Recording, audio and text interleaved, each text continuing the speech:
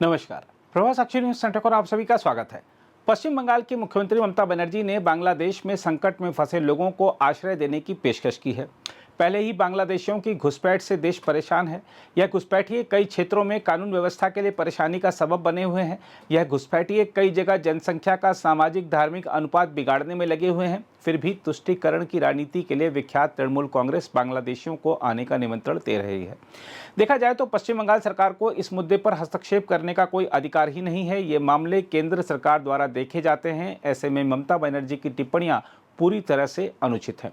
हम आपको बता दें कि कोलकाता में एक सार्वजनिक कार्यक्रम में अपने संबोधन में ममता बनर्जी ने हिंसा प्रभावित बांग्लादेश का जिक्र करते हुए कहा था कि वह पड़ोसी देश से संकट में फंसे लोगों के लिए पश्चिम बंगाल के दरवाजे खुले रखेंगी और उन्हें आश्रय देंगी।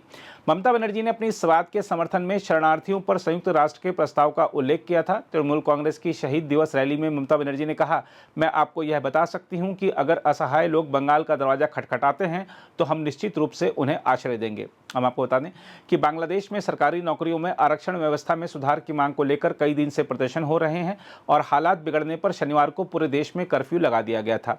सैन्य बलों ने राष्ट्रीय राजधानी ढाका के विभिन्न हिस्सों में गश्त की है। दरअसल प्रदर्शनकारी बांग्लादेश के मुक्ति संग्राम में लड़ने वाले पूर्व सैनिकों के रिश्तेदारों को सरकारी नौकरियों में 30% तक आरक्षण दिए जाने की प्रणाली को समाप्त करने की मांग कर रहे हैं। वहीं बीजेपी ने ममता बनर्जी के इस प्रस्ताव का विरोध करते हुए कहा है कि ममता जी, आप वही व्यक्ति हैं जिन्होंने सीए के बारे में कहा था कि हम हिंसा से पीड़ित किसी भी हिंदू, सिख, पारसी या ईसाई शरणार्थी को बंगाल में प्रवेश नहीं करने देंगे।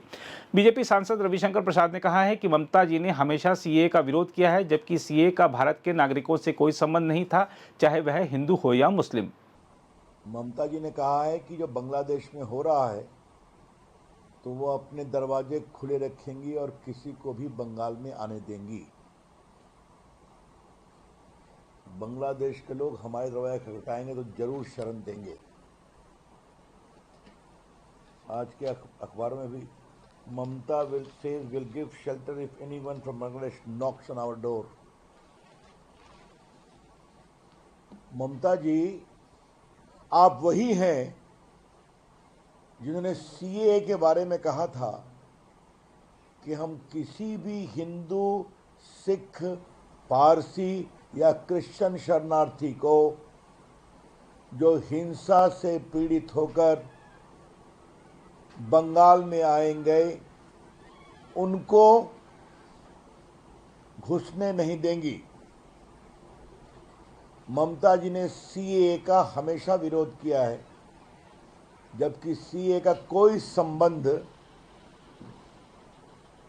भारत के नागरिकों से बिल्कुल नहीं था, क्या हिंदू क्या मुस्लिम।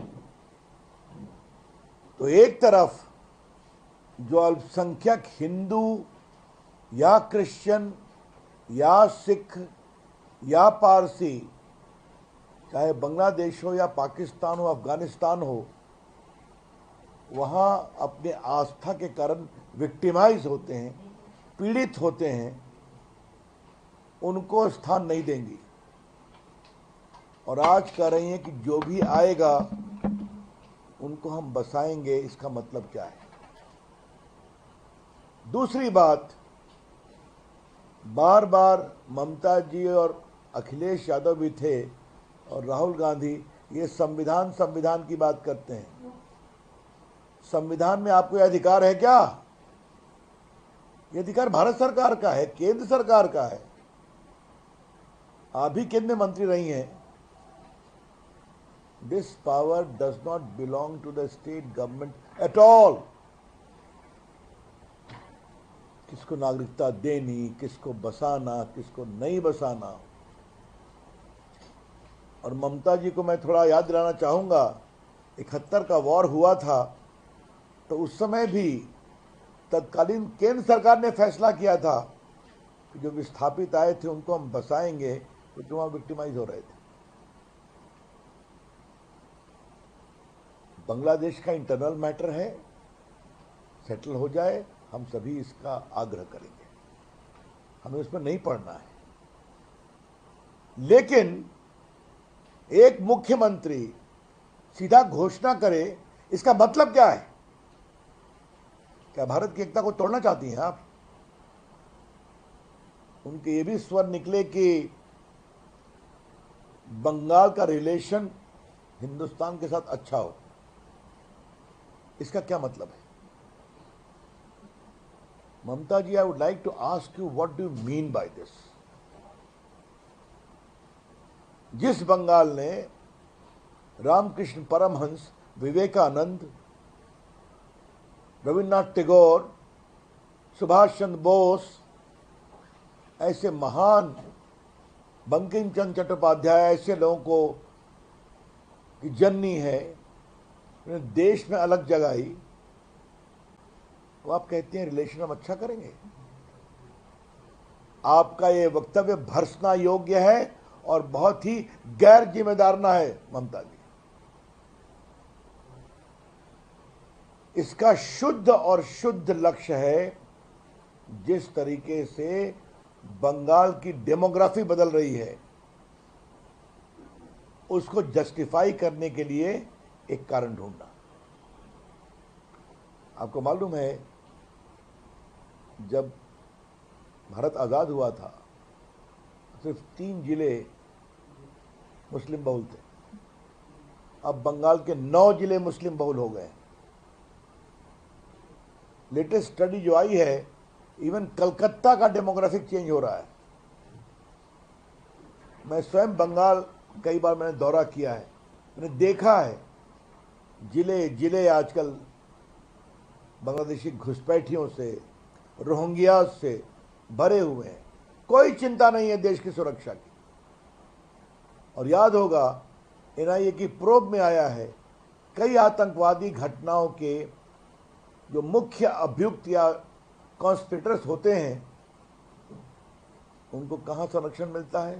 तो बंगाल में मिलता है। आपने देखा होगा, उनको गिरफ्तार करने में दिक्कत हुई, बहुत परेशानी हुई।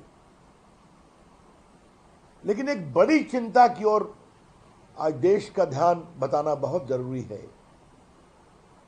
कि इंडिया गठबंधन वाले वोट बैंक की पॉलिटिक्स के लिए भारत की एकता, एकात्मता को कमजोर करने में लगे हुए हैं। कोई दक्षिण भारत में कहता है कि दक्षिण भारत को भारत से अलग होना चाहिए। राहुल गांधी चीन के नेताओं से सीधा बात करते हैं आजकल वहां की पार्टी से। और तो और ये पूरा जो इलीगल इन्फिल्ट्रेशन घुसपैठियों का है, ये झारखंड को प्रभावित कर रहा है। कांग्रेस के समय आसाम को प्रभावित किया, और आज ये स्थिति सामने में आई है। इसलिए मेरा आपसे कहना यह है कि जिस तरीके से वहां हो रहा है वो बहुत दुर्भाग्यपूर्ण है। भाजपा के कार्यकर्ताओं पर हमले होते हैं, राष्ट्रीय स्वयंसेवक संघ के स्वयंसेवकों पर हमले होते हैं। जो भी भारत के राष्ट्रवाद की बात करता है, आज बंगाल में उन सबों के लिए खतरा हो रहा है। और उस पर से ये वक्तव्य, ये बहुत गैर जिम्मेदाराना है, बहुत दुर्भाग्यपूर्ण है। हम इसकी भर्त्सना करते हैं, और जो संविधान को हाथ में लेकर संविधान के द्वारा देश चलाने की बात करते हैं, हम उनसे पूछना चाहते हैं, क्या इस वक्तव्य का वो समर्थन करते हैं? क्या भारत को टुकड़े टुकड़े करना है?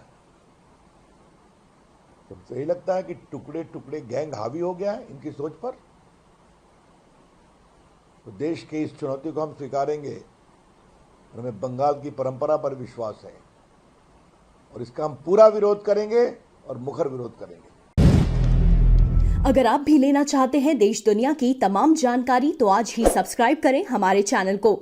साथ ही नीचे दिए बेल आइकन को जरूर दबाएं ताकि हर अपडेट आप तक पहुंच सके।